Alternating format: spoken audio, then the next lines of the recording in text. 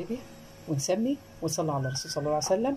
نبدا نعمل بقى اكلتنا النهارده الجميله وحلوه، ودي يعتبر برضو حاجات من تحضيرات عيد الاضحى المبارك. طبعا انتوا عارفين اسعار الغاليه، اللحمه غاليه، فان شاء الله هنعمل النهارده برضو ايه وجبه جميله كده برضو، ونقضيها ان شاء الله في ايام العيد الاضحى المبارك. اعاده الله عليكم يا رب بالخير والسلامه والسعاده، وربنا يتقبل منا ومنكم صالح الاعمال. فعندي جبت صدر فراخ بانيه، وجبت معاهم ورك، وهنعمل الوجبه الجميله دي النهارده. هقطع قدامكم ماشي يا حبايبي، تمام. وهنبدا بقى ايه نعمل الاكله الحلوه الجميله النهارده اللي نعملها معاكم.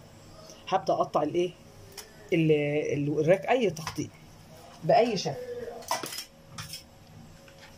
يعني كده ولا كده هنفرمها. هقطعها اهي اي تقطيعه. والوجبه دي ممكن نعملها بصدور بس، وممكن نعملها بايه بس هي بتبقى حلوه قوي مع الايه مع الوراك، وراك وصدور. فخلاص انا هقطعها كده ان شاء الله معاكم اهي يا حبايبي، وتبقى وجبه. واسعارها طبعا متهاوده الفراخ اليومين دول عن اللحوم، فبتبقى وجبه حلوه، وبرده في نفس الوقت في الايام دي بتبقى موفره. فانا كده اقطعها معاكم اهي، تمام. هكمل التقطيع وهقول لكم هنعمل الخطوه اللي بعد كده. دلوقتي احنا محتاجين ايه مع الفراخ؟ ادي الفراخ قطعتها قطع زي ما انت عايزه تقطعيها. هنا عندي جايبه قطعه من الدهن، فلفل احمر على اخضر.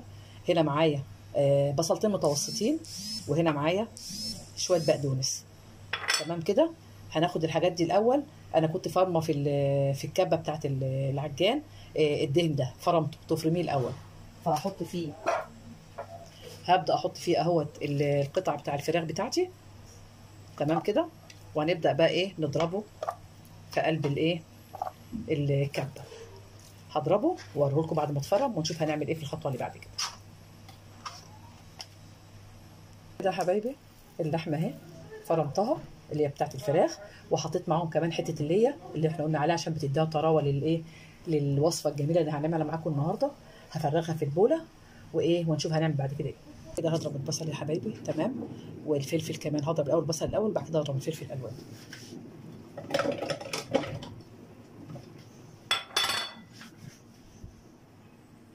كده يا حبايبي ضربت البصل اهوت، حطيت الحله بتاعتي، وهبدا بحط الزيت، ونحط حبه بصل بس صغيرين كده عشان طعم الرز بتاعنا اللي هنعمله، اللي انا عملته مع الفراخ، تمام. بس تدبل كده شويه. انا عاملاها طبعا مفرومه عشان ما تبقاش باينه مع الرز، لان في ولاد ما بيحبوش البصل ومعاها الرز يعني ومعاه البصل. فانا تشوحها بس تشويحه بتدي طعم حلو جدا للبصل. وبعد كده هبدا احط بقى البهارات بتاعتي مع الزيت ده، بتدي ريحه حلوه وبتدي طعم حلو قوي. انا حطيت بقى كده البصل، واحط معاه كمان الفلفل الالوان اهو، وهضربهم برضه ضربه في قلب في قلب الكبه.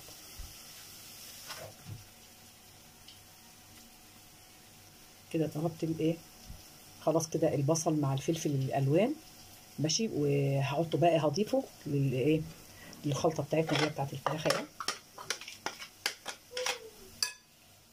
بس انا هصفي منه شويه الميه، هصفي منه شويه الميه قبل ما احطه على الفراخ اهي، مش هخلي فيه الميه بتاعته، تمام. انا حطيته اهو وصفيت منه شويه الميه اهوت، وهبدا بقى اقلب الخليط بتاعي دهوت. احط عليه الاول التوابل بتاعتي، بودر، ادي حبه توم باودر. دلوقتي الصينيه بتاعتنا جاهزه، وادي الكفته جاهزه يا حبايبي اهي، تمام كده. هعمل بقى هدهن الصينيه ونبدا بقى نصبع. ادي الصينيه بتاعتي اهي دهن ده زيت، تمام. وهبدا بقى ارص اعمل بقى صبع الصوابع بتاعتي اللي هعملها، تبقى احلى كفته بصراحه، تبقى طعمها حلو وخطير. ان شاء الله جربوها وقولوا لنا ايه رايكم في التعليقات. كده خلاص خلصت العيدان بتاعتي، وهبدا بقى اصبع الكفته.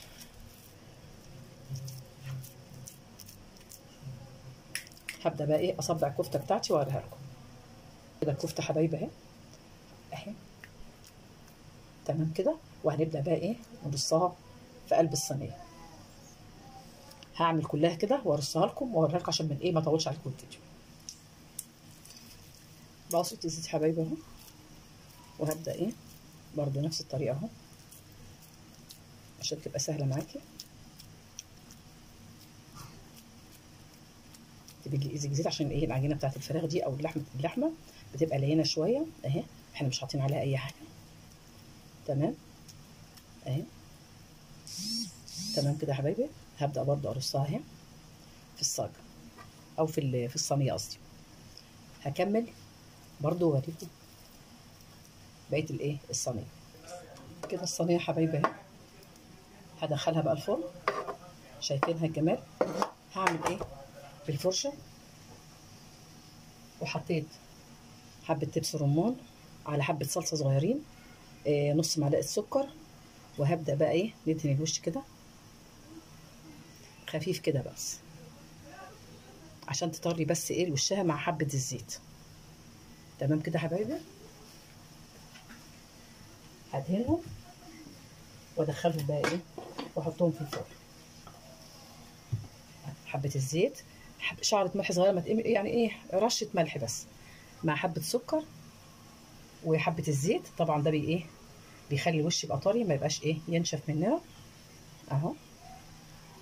وهتشوفوها ان شاء الله تاكلوا احلى فراخ وبسعر قليل الحمد لله على قد الايد، مش غاليه زي اللحمه. تمام يا حبايبي كده. كده خلاص دهنتها كلها وادخلها بقى في الفرن ونشوفها ان شاء الله لما تطلع ايه من الفرن. نحطها في ايه في الرف الاوسط. احطها في الرف الاوسط وبعد كده ايه لو الشوايه لازم بس لو حطها تحت الشوايه ايه تاخدي بالك منها عشان لونها ايه ما يغير. حطينا بقى الفحم كده مع الصينيه. يا سلام على الريحه وعلى الجمال بقى. فراخ مشويه بقى مشويه. الطعم مش هقولك على الطعم وعلى الريحه كمان احسن من 1000 حاجه. وانت عاملاها بنظافه في بيتك بقى كده. خلاص نسيبها 5 دقايق وابدا بقى اعبيها واوريكم بقى ايه التقديم واللي احنا عملناه النهارده. نقدم لكم بقى ايه الوجبه بتاعتنا الجميله اللي احنا عملناها النهارده. تمام يا حبايبي كده. وجبتنا النهارده يا حبايبي مع طبق الرز المصري بتاعنا الجميل. مش هقول لكم على طعم الرز روعه جميل جدا. ان شاء الله يا رب تعجبكم الطريقه بتاعتنا في كفته الفراخ الجميله التركي دي. جربوها وشوفوا طعمها وقولوا لنا ايه رايكم في الطبق الجميل ده. ان شاء الله اللي وصل معنا لحد الفيديو نهايه الفيديو ما ننساش نعمل لايك واشتراك في القناه فضلا لامرا. بحبكم في الله والسلام عليكم ورحمه الله وبركاته.